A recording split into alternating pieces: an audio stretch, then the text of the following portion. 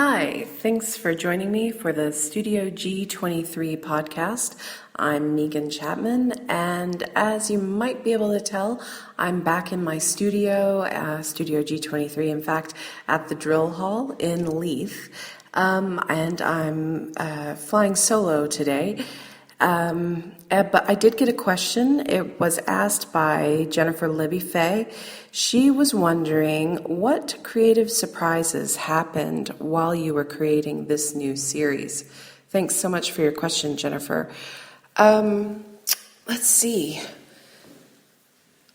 I guess creative surprises, it's always interesting to see what themes keep coming back and what keeps repeating in my work. And so these sort of spheres and orbs and things and the charcoal lines that kept popping up in the paintings did remind me of some earlier work I had done when I was still in art school and a little after that. I think that's the thing is that for some folks, this work might look radically different from what I've just done, mostly just because it's got this bright color again after 4 years or almost 5 years of not painting in color. So it's the shapes and the spheres and this sort of spaciousness, and it kind of keeps repeating, and I might put it away for a while, but then it comes back. And, so I just kind of have to go with that. And sometimes consciously I actually put barriers in between me and these things that come up over and over again. I'll say, oh, okay, we've done that shape too many times, or all right, you're using this device too many times. And I sort of try to limit myself from using any sort of perceived crutches or gimmicks in my work. I mean, I think they're there here and there, just to enable the process. But most of the time I'm pretty aware of what's going on and trying to limit those kind of things. So that was a surprise, just that this stuff, if you will, these forms, came up in my work so many years after not doing this kind of work. Another surprise was after not painting with color, I kind of expected it to feel awkward or not as comfortable. But I fell in love with color again almost instantly as soon as I started using it. Yellow ochre and red, and these colors are also colors that I've used in my works off and on for almost 20 years. So I guess I was sort of surprised that I didn't every now and then just reach for the white and white it all out, because that's what I had been doing for the last 4 years. I was surprised with this sort of comfort and familiarity of using the color palette that I was using after being away from it for so long. I was also surprised just by how in love I feel with the actual drawn quality of some of these paintings, the drawn outlines of the shapes and the charcoal edges, and even just using the charcoal as a wash with water over some of the acrylic.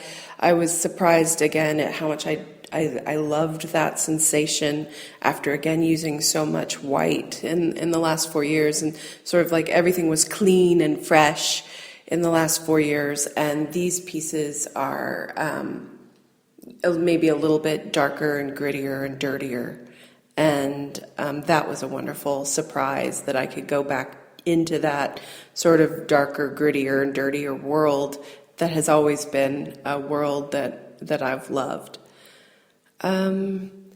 I guess I could say I was surprised again at how hard it was on some levels. Just, I used to consider myself a pretty quick painter, and that things just sort of flowed out of me. And this body of work, there were a lot of fits and starts. There were a lot of sputters. There were a lot of the paintings looking like one thing and then suddenly, sitting there for a little bit too long for my liking, and then coming back to it and rediscovering something totally different. So in that way, this process of creating the work was slightly uncomfortable just for the sheer fact that I felt like I was out of practice because I had spent so much energy, just living and acclimatizing. That sounds like anyway, it doesn't matter. But yes, acclimatizing to the surroundings and all of that. So that was a little surprising that I felt as rusty as I did. But then again, I mean, it's that old saying, use it or lose it. You got to show up. You gotta do the work. And if you don't, you can really feel it. It's just like exercising, if you haven't run a mile and then you suddenly go out and try to run a mile, it hurts usually. And that's kind of what this process was like. However, I still, there are some really great highs of creating this body of work and some really good lessons learned. And the process itself was grounding. And like I say in my statement, is sort of the one thing when your whole world's upside down, or I'll say when my whole world's upside down and I don't know this or that, at least I have this painting process, and at least I have this sort of anchor that's been a pretty consistent theme in my life through my adult years. And so that was good. But I hope I've answered your question. You've given me a lot to think about, actually. I always like questions that sort of challenge me and make me think about the work differently, or sort of change the script that I have in my mind when I talk about my work. And creative surprises, that was a good thing for me to kind of ponder.